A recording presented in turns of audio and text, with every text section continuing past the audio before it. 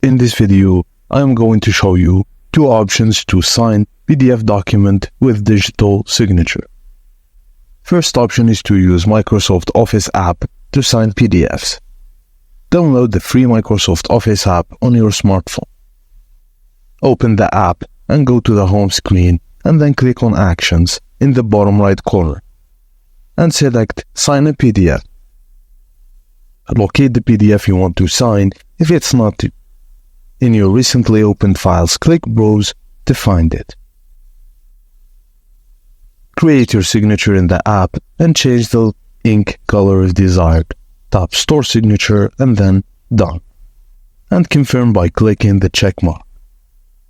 The second option is to use Adobe Acrobat Reader to sign PDFs. Install the free Adobe Acrobat Reader from the Adobe website and open the PDF you want to sign. Then click on Sign icon. Choose to type, draw, or upload an image of your signature. When you're done, resize and position the signature as needed, and you can also add initials similarly.